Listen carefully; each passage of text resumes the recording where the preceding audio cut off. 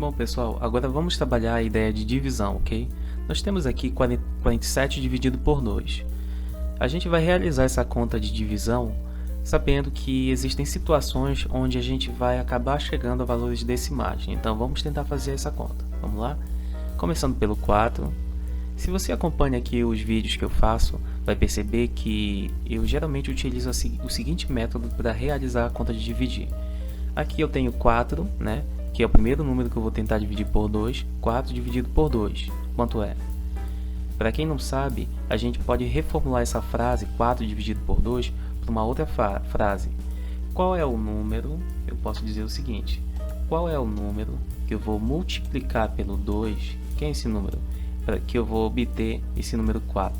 E aí? Quem é o número multiplicado por 2 que resulta em 4? Quem é?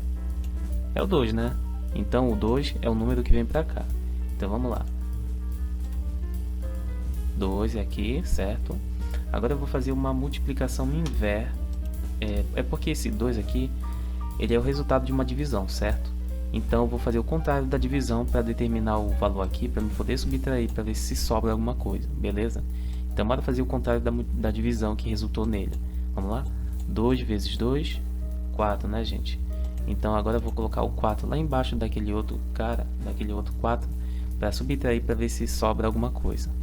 Sobrou nada, né? Agora eu vou abaixar 7. Pronto, agora eu vou realizar a conta. 7 dividido por 2. Só que eu posso reformular essa frase para a seguinte frase. Qual é o número multiplicado por 2 que resulta em 7?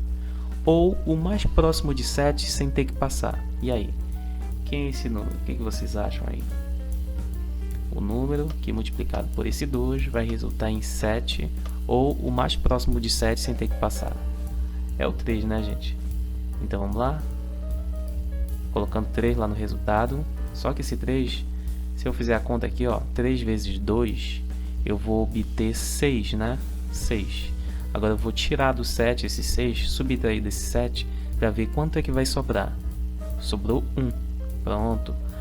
Aqui, em algumas situações, a gente para bem aqui. Porém, como a gente está trabalhando a ideia de decimais, a gente vai continuar, tá bem, gente? Então, vamos fazer o seguinte método. A gente vai pegar esse número 1 do resto e vai dividir ele em 10 partes. Em 10 partes de quanto, professor? Em 10 partes de 0,1. Percebam só, esse 1 aqui, ele representa uma unidade. E essa unidade, eu posso dividir ela em 10 partes de quanto?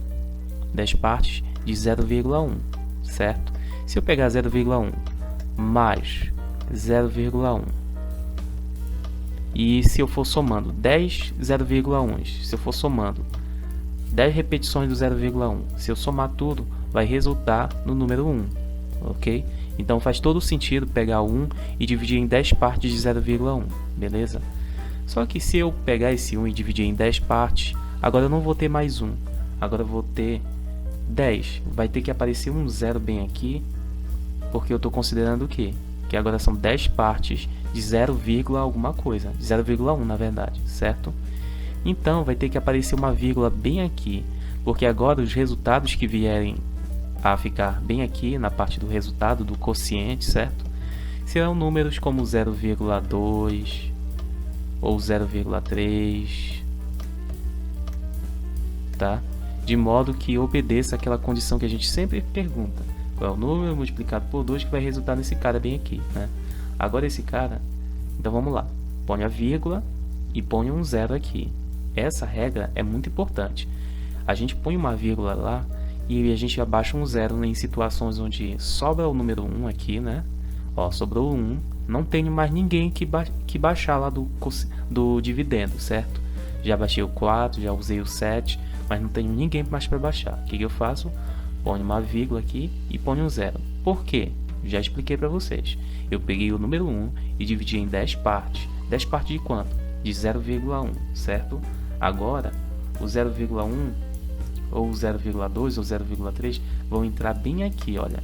Percebam só que aqui é como se a gente tivesse o resultado antigo, 23, somado aos 0, o número que vier aqui, que vai atender aquela condição que a gente tinha imposto inicialmente. O número multiplicado por aqui, que vai dar 10 partes de 0,1. E aí, pessoal, o que vocês acham? Que número é esse? Que vai dar 10? Ou pelo menos o mais próximo de 10. No caso é o 5, né? 5 é o número que multiplicado por 2 resulta em 10. E agora eu vou fazer a conta de multiplicação. 5 vezes 2, 10. Agora para 10, que eu vou subir daí, né? Para ver se sobra alguma coisa. Olha só, não sobrou nada. E eu acabei a minha conta com o resto 0. Olha que bacana. Só o detalhe que eu gostaria de comentar aqui é que aqui a gente tem 23, certo? Mais 0,5. Ou seja, 0,5 é o número que atende àquela condição de multiplicar por 2 e resulta naquele 10. Mas 10 o que, gente? 10 parcelas, 10 partes de 0,1, certo? 10 partes, perdão, de 0,1. Aqui na verdade é 1, tá? Então, é o 0,5 que obedece a essa condição, beleza? Então eu espero que vocês tenham entendido.